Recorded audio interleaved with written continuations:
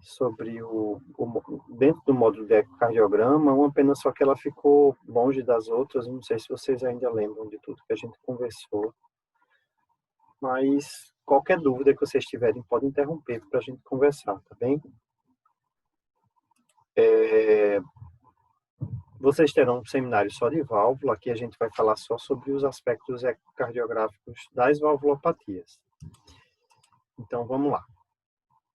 Então, quando você está durante o exame ecocardiográfico e quer fazer uma avaliação valvular, eu coloquei aqui um exemplo de um paciente que fez insuficiência cardíaca após realizar uma irradiação torácica para tratamento de câncer. São diversos aspectos que a gente tem que observar. Então, a gente tem que analisar a questão morfológica da válvula, como os folhetos estão, a dinâmica dessa válvula, tá? E não somente fazer o que muitas vezes a gente vê nos laudos de ecocardiograma, que é uma quantificação baseada, muitas vezes, só nisso que vocês estão vendo aqui, que é o aspecto de um refluxo mitral. Então, uma avaliação perfeita das valvulopatias, ela vai desde uma caracterização morfológica e funcional até a perfeita quantificação daquela valvulopatia, tá certo? Então, a gente morfologicamente já vê que essa válvula mitral, por exemplo, já tem uma calcificação, o folheto posterior, diferente do folheto anterior, ele é deixa eu ver se eu coloco o laser. Pronto.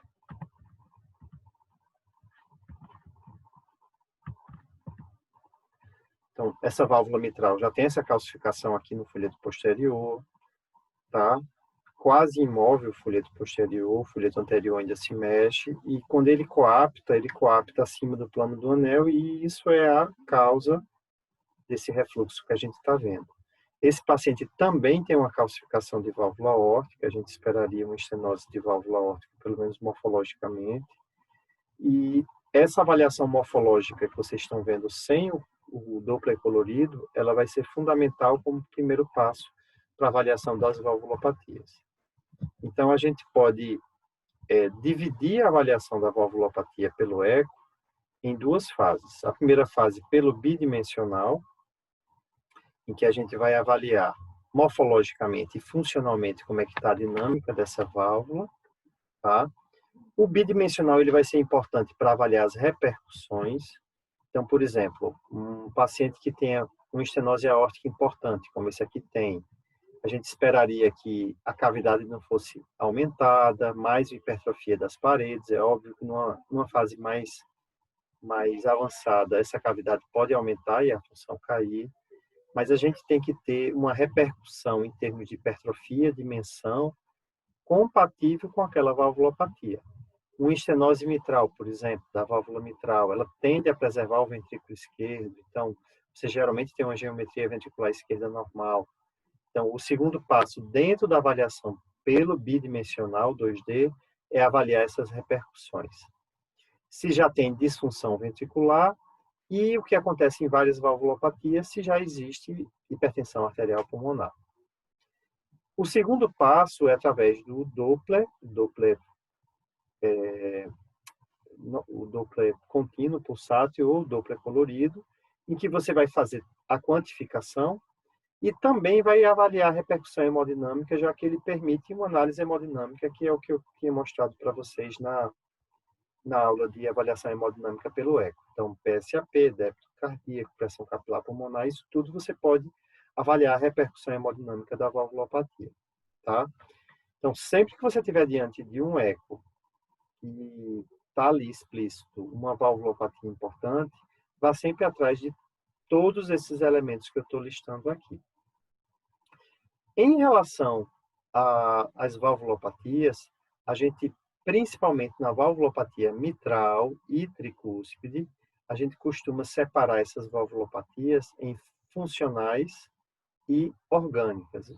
Uma insuficiência mitral, por exemplo, funcional, ela pode ser sempre desde uma insuficiência mitral fisiológica, que geralmente é leve, ou, por exemplo, secundária a uma miocardiopatia dilatada ou isquêmica, ou seja, a válvula em si ela está normal, mas a função dela está alterada por conta de uma disfunção isquêmica ou uma dilatação. Já as valvulopatias orgânicas, você tem alteração na própria válvula, que é o exemplo aqui dessa mitral, que está bem calcificada. Se a gente, então, separar as valvulopatias em dois grandes grupos, as estenoses e as insuficiências, então a gente sabe que as estenoses você tem sobrecarga de pressão antes da lesão, tá? O pós-lesão de uma estenose, ele geralmente não tem um déficit real, ele só tem um déficit de reserva, então consegue se manter um débito cardíaco no estenose, às vezes até importante. E geralmente os sintomas são mais precoces, as estenoses são bem menos toleradas. O eco, ele vai me dizer o quanto é difícil ultrapassar essa lesão, essa estenose. Já nas insuficiências, eu vou ter basicamente uma sobrecarga de volume, então as câmaras elas vão sofrer sobrecarga de volume, principalmente de dilatação, tá? Diferente do ventrículo esquerdo no estenose aórtica, que sob uma sobrecarga de pressão vai sofrer mais uma hipertrofia das paredes, tá? Um aumento da espessura das paredes. Na insuficiência pré-lesão, você tem aumento do volume regurgitante, tá? Vai aumentar a pressão pré-lesão por conta desse aumento de volume. E no pós-lesão, você vai ter um hiperfluxo, e por conta dessa compensação pela dilatação das câmaras, os sintomas são mais tardios. O que é que o eco vai dizer? O quanto de fluxo regurgita, ou seja, qual é o tamanho da lesão. E, como eu também já tinha dito, o eco vai dizer quais são as repercussões atuais e potenciais também. Então, falando das estenoses, as estenoses mais frequentes, estenose mitral e aórtica, eu vou ter uma morfologia como essa, uma válvula mitral com redução da abertura, né, por calcificação, espessamento, e uma válvula aórtica, nesse caso aqui tricúspide, com fusão de comissura e com redução da sua abertura sistólica. Então, um aspecto morfológico que a gente consegue ver pelo eco, que já pelo bidimensional, antes do Doppler, a gente já consegue definir que o paciente tem uma lesão estenótica. Em relação à estenose aórtica, a causa mais comum é doença degenerativa e ela está muito associada, muitas vezes, à válvula aórtica bicúspide congênita. O paciente nasce com 2 cúspides ao invés de 3 e sofre um processo degenerativo precoce. Então, um paciente com 50 anos já tem uma válvula de um paciente de mais de 80 calcificada com redução da abertura. Tá? Isso vai ter implicação? Vai, porque em alguns casos escolher a terapia numa válvula aórtica bicúspide pode mudar completamente o foco dessa terapia. Já na estenose mitral, a gente vê o aspecto clássico da abertura em domo, né?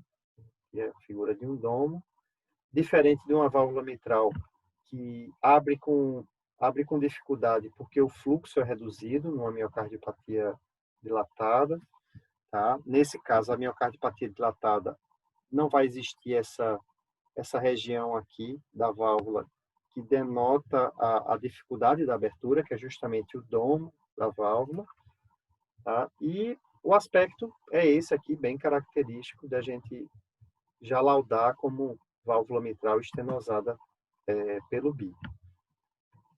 Quando a gente vai fazer a quantificação, geralmente são usados diversos critérios, tá? Para a estenose, seja mitral ou aórtica, o critério mais aceito é o critério de área valvar. Então, estenose mitral importante seria uma área abaixo de 1,5, crítica abaixo de 1, tá? Entre 1 e 1,5, inclusive, a gente pode até não ter tratamento cirúrgico se o paciente for assintomático. E aqui a quantificação da moderada entre 1,5 e 1,7, leve entre 1,7 e 2, e a área valvular normal, que seria a área entre 4 e 6. Um outro aspecto importante é a gente quantificar a a dificuldade hemodinâmica do sangue passar do átrio para o ventrículo esquerdo durante a estenose mitral, né, durante a abertura da válvula. E isso é medido através do gradiente médio. Então, geralmente, uma estenose mitral grave tem um gradiente médio alto acima de 10. Vai existir muitas vezes alguma problemática quando você tiver gradientes discordantes em relação à área. Então, se você pegar um eco que o gradiente médio for 5 e o paciente ter 1, desconfie que tem alguma coisa errada, ou pode ser que o paciente esteja tão bem medicado que mesmo com uma área de 1, uma área que seria importante, ele está com a pressão atrial esquerda baixa, por isso que o gradiente médio é baixo, tá? Essa área valvar, ela pode ser obtida por diversas técnicas, tá? Eu vou mostrar algumas. E, como eu disse, é o padrão ouro para a medida na estenose mitral. Na estenose aórtica, eu vou ter a mesma coisa. A área valvar, para ser importante, abaixo de 1. Antigamente, a gente considerava 0,75, mas hoje, abaixo de 1 já seria importante. Ou indexada pela superfície corpórea abaixo de 0,6. Tá? Também o gradiente vai ser importante, mas esse gradiente ele vai perder a importância quando a função do ventrículo esquerdo ela estiver comprometida. Então, imagine que o paciente tem uma disfunção ventricular grave, o fluxo na via de saída é um fluxo baixo, e aí, por conta desse fluxo baixo, ele não consegue gerar um gradiente valvar aórtico, por exemplo, um gradiente em torno de 20, mas quando você faz o cálculo da área, por exemplo, dá uma área grave de uma área de abaixo de 1, por exemplo. Tá? Por isso que hoje o padrão ouro para avaliação de estenose aórtica é mais a área da válvula do que o gradiente. O cálculo da área valvar, diferente da mitral, que a gente tem diversas opções, geralmente é feito por uma equação chamada equação de continuidade. Na verdade, é uma regra de 3 que você, pelo fluxo que você pega em via de saída, calculando a área da via de saída, você faz uma comparação do fluxo da própria válvula e aí, por essa regra de 3, você calcula a área da válvula. Por conta do fluxo da área da via de saída ela ser bastante sujeita a erro, a gente tem visto com muita frequência a estenose aórtica ser mal calculada e pacientes terem falso diagnóstico de estenose aórtica importante por conta justamente dessa dificuldade de jogar as medidas da equação de continuidade, que é pela área da via de saída. Então, se a função for normal, o paciente não tiver disfunção ventricular, confie mais no gradiente médio, acima de 40, para dizer que a estenose aórtica é importante.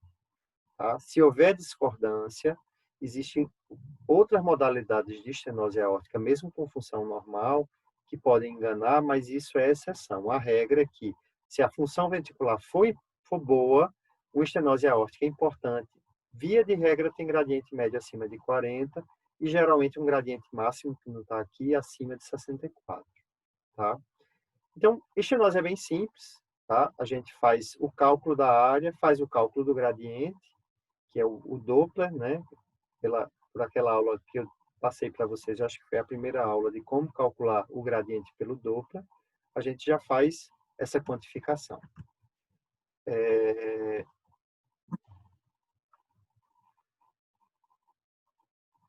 Aqui está a quantificação da mitral, uma válvula mitral em que você faz essa medida com ela aberta, né? É uma medida diária, e aí você consegue ter uma alta correlação com a medida da área obtida no campo cirúrgico. Um paciente desse aqui com área de 1 centímetro quadrado, então realmente era uma válvula mitral estenótica. Tá? Esse é o corte eixo curto, que você tem que cortar a válvula nessa posição aberta e fazer essa planimetria. Não é uma coisa muito complicada e é bem reprodutível. Além disso, e principalmente se essa válvula mitral ela já tiver feito algum procedimento prévio, não for uma válvula assim completamente virgem em termos de procedimento, a gente tem também usado o cálculo da área da válvula mitral por essa técnica chamada Pressure Half Time, ou tempo de meia pressão.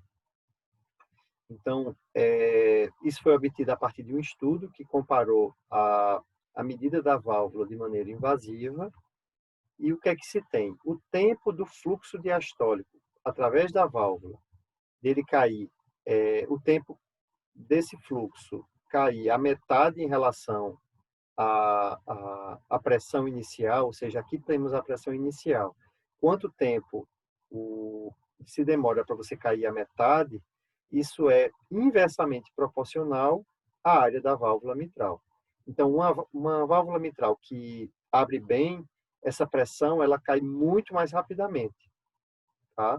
Se ela abrir muito mal, o tempo para cair a meia pressão ele vai ser mais prolongado, e quando você jogar nessa forma, do Pressure Half Time, PHT, essa área valvar, ela vai dar reduzida, né? Quanto maior o denominador aqui.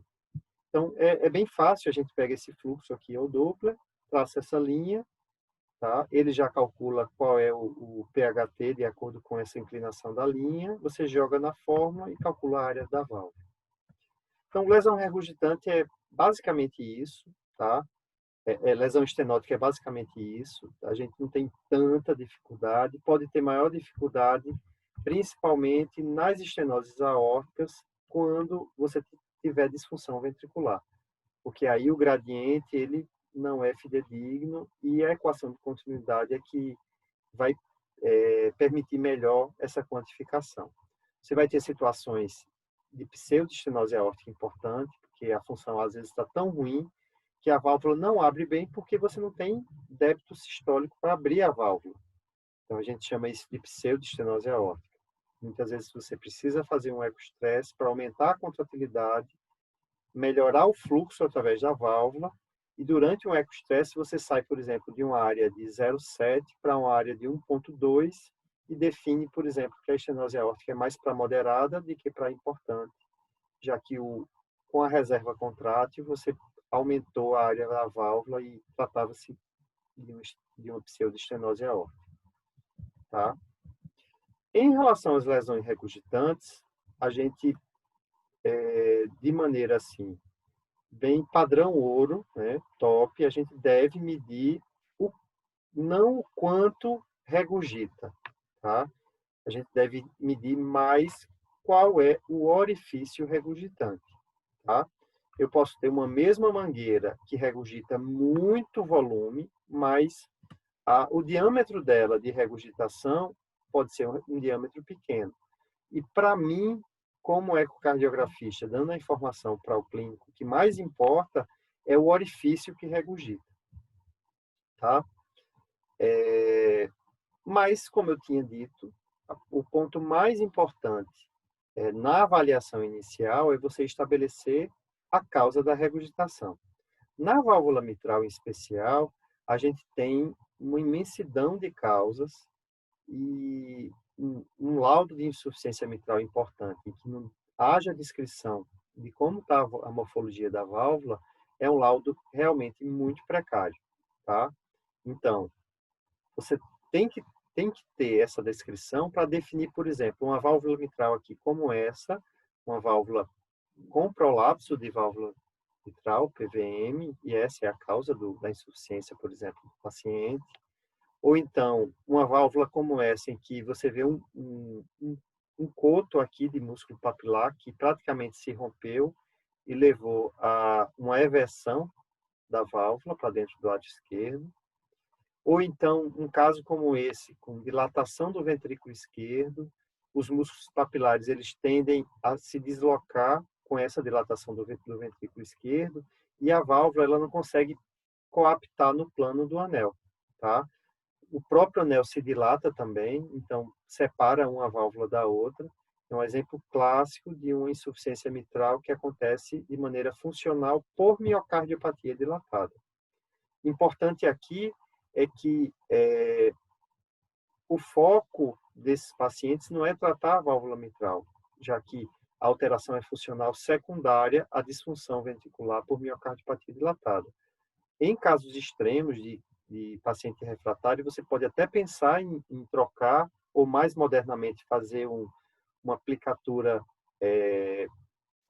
endovascular, né, por via percutânea, através de um clipe chamado mitra clip, mas, via de regra, nas insuficiências mitrais funcionais por dilatação do ventrículo esquerdo, mesmo que elas sejam importantes, a gente não faz o tratamento cirúrgico, tá?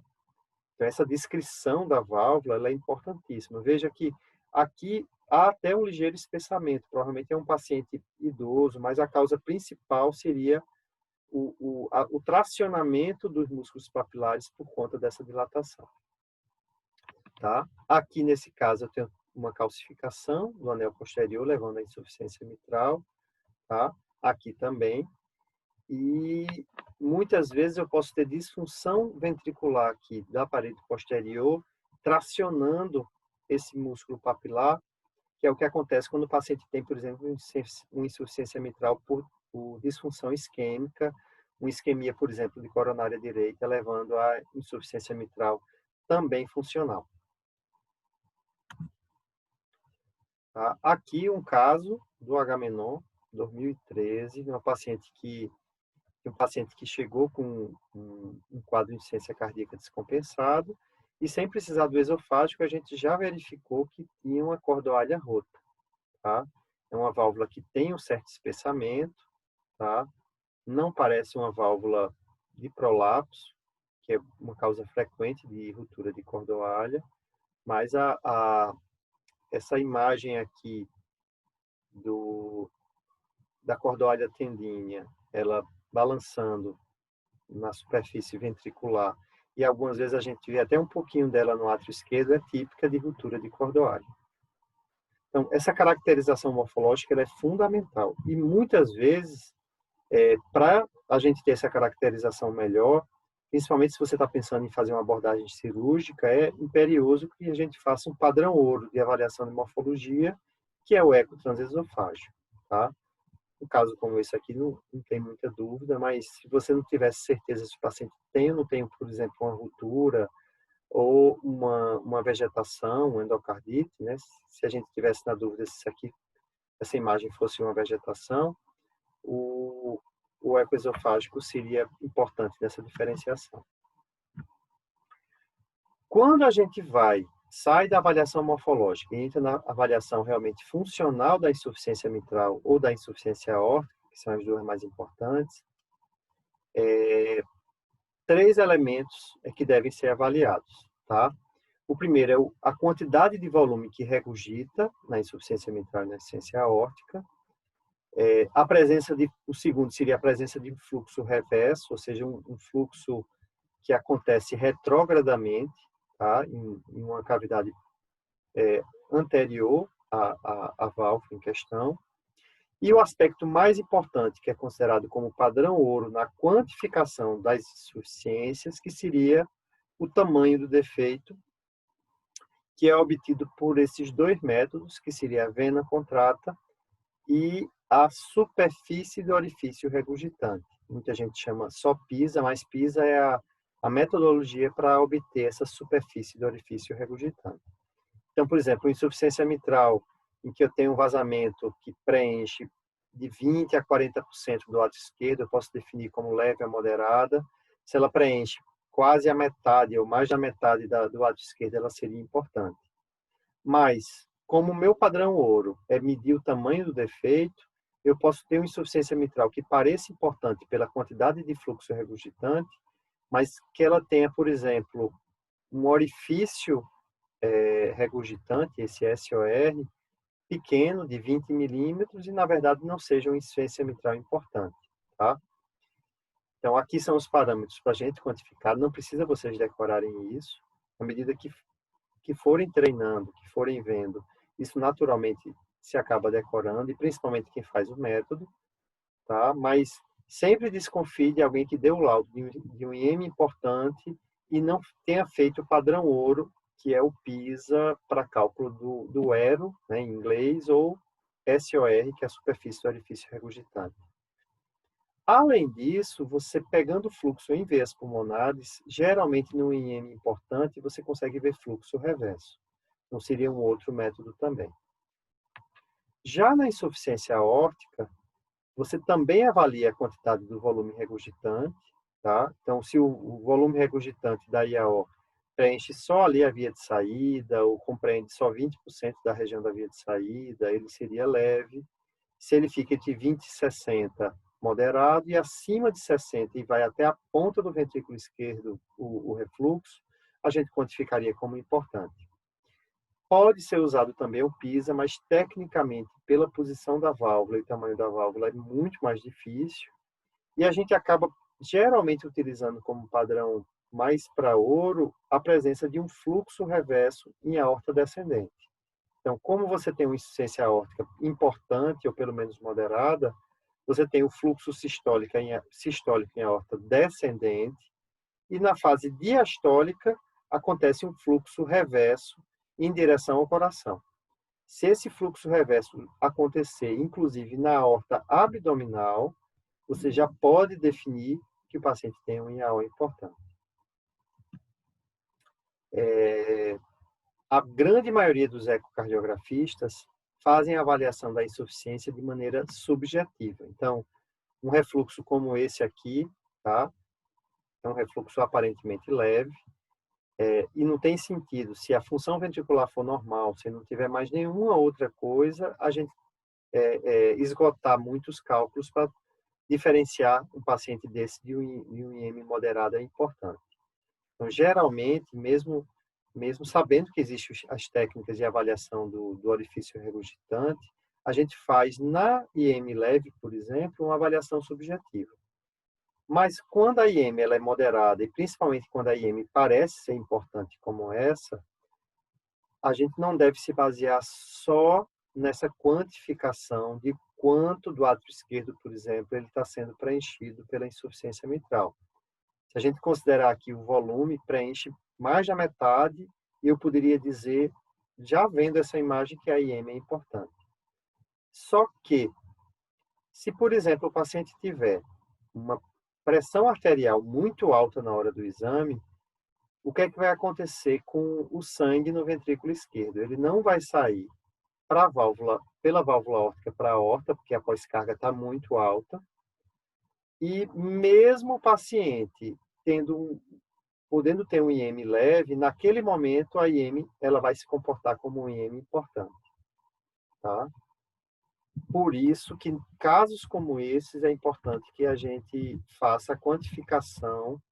Eu tenho aqui a quantificação justamente dessa área, dessa região aqui que corresponde à área do orifício regurgitante, tá? Nesse paciente, por exemplo, a superfície do orifício regurgitante é 15 milímetros, o volume seria compatível com moderado, mas a superfície abaixo de 20 a gente quantificaria como leve, mesmo visualmente parecendo insuficiência mitral moderada. Tá? É importante que a gente faça sempre toda essa metodologia para quantificação, principalmente nos pacientes com IM mais significativo. Aqui eu trouxe um caso para vocês de uma avaliação morfológica. Essa paciente aqui com prolapso de válvula mitral, a gente vê uma forma bem acentuada de degeneração mixomatosa, era uma paciente idosa que tinha associação com doença degenerativa também, calcificada, um ventrículo com a contratilidade normal, o refluxo mitral preenchendo toda a válvula mitral, aqui no apical 4 câmaras, esse aspecto do fleio, da eversão do folheto, um átrio muito grande. E o fluxo aqui nem parece tão importante, mas é um fluxo excêntrico. Quando a gente faz a quantificação do orifício regurgitante, confirma que esse paciente tem insuficiência mitral importante. E era de se esperar, já que o átrio esquerdo é muito grande e essa paciente tinha pressão de artéria pulmonar também muito elevada. Aqui um caso de insuficiência aórtica, que a gente vê o fluxo da insuficiência aórtica preenchendo praticamente mais da metade, 60% da via de saída, tá?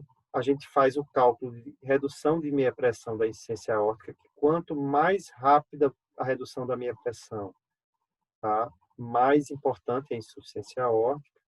E esse paciente em particular tinha um gradiente sistólico, que é essa curva aqui, gradiente de pico de 55 e um médio de 31. Como a função é boa, mesmo sem calcular a área, a estenose provavelmente é uma estenose moderada. Insuficiência importante com estenose moderada. Tá? Esse outro caso aqui, o fluxo até atinge a ponta do ventrículo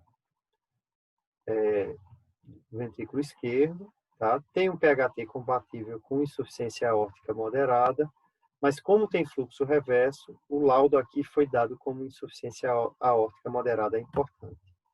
Então, analisar todos os elementos, jogar esses elementos nessa tabelazinha, que depois, se vocês quiserem, eu posso passar para vocês, né, de como usar essa quantificação e fazer essa quantificação. Tá? Aqui, como a gente calcula a área do refluxo mitral, para saber o quanto percentualmente esse refluxo mitral ocupa o átrio esquerdo, e aqui como é feito o cálculo do SOR, ou em inglês, orifício regurgitante efetivo. Tá? Nesse caso aqui, o orifício regurgitante efetivo deu 20 milímetros quadrados, ou seja, compatível com insuficiência mitral do tipo moderada, que é entre 20 e 40 milímetros quadrados. O exame ele fica mais trabalhoso. Infelizmente, a maioria dos ecocardiografistas não fazem esse tipo de quantificação. Mas, principalmente no paciente que você está na dúvida se a indicação é cirúrgica ou não, é muito importante fazer isso. O que muitas vezes, por exemplo, a gente observa, o paciente chega descompensado, a quantidade de fluxo regurgitante, ela parece ser importante, você compensa, reduz volemia, melhora a pós-carga, melhora a frequência cardíaca, repete o exame, esse fluxo regurgitante diminui e geralmente a orifício regurgitante não se altera tanto. Desde o começo ele permanece mais ou menos intacto, mas se tiver na dúvida, essa avaliação sequencial pelo eco, ela vai ser também de suma importância. Esse aqui foi um caso também do Agamenon, insuficiência aórtica, que a gente vê praticamente 100% da via de saída. Esse paciente tinha todos os sinais de IAO importante, sinal de IMC, Durosiez, pulso em martelo d'água, que era justamente praticamente todo o sangue que saía pela aorta voltava para dentro do ventrículo esquerdo, tinha fluxo reverso, como a gente pode ver aqui é o arco aórtico, na sístole em azul o fluxo descia e na diástole em vermelho o fluxo subia.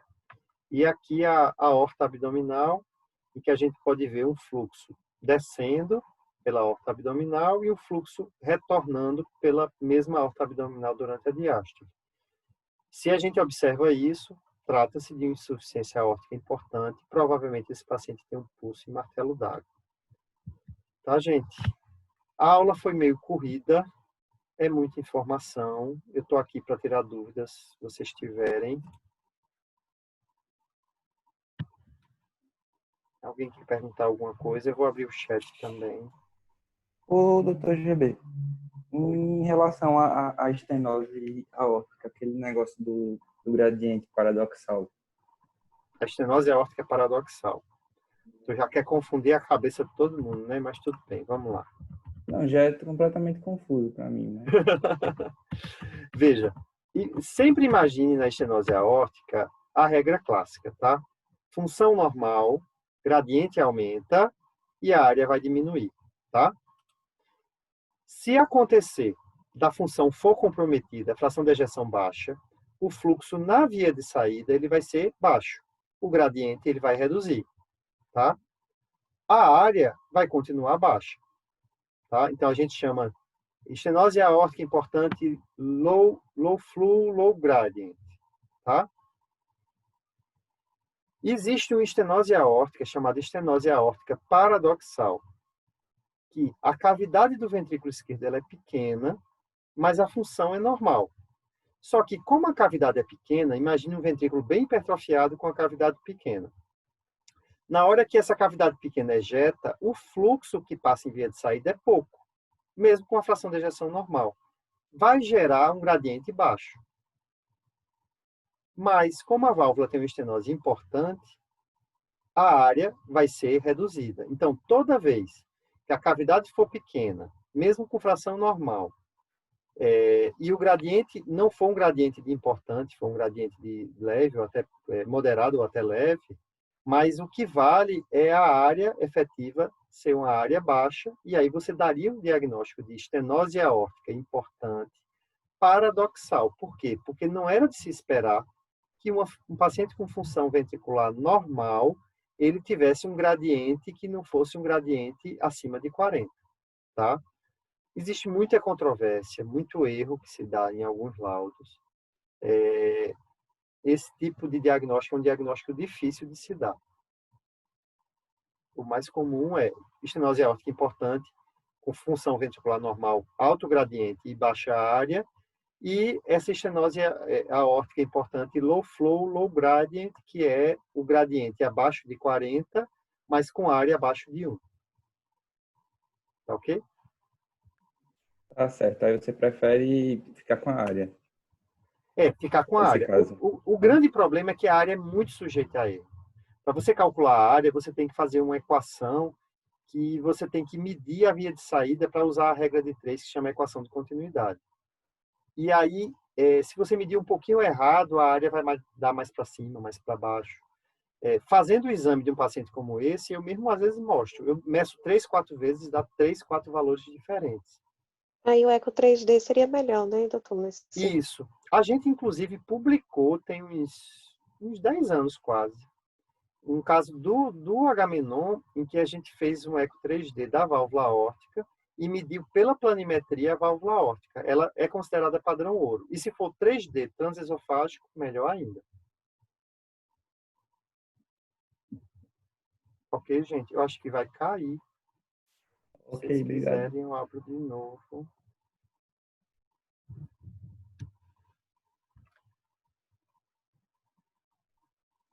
Então, depois a gente conversa pessoalmente melhor e tira as dúvidas que possam ter ficado, tá certo? Pronto. Boa noite. Boa noite, obrigada, Boa doutor GB. noite, nada.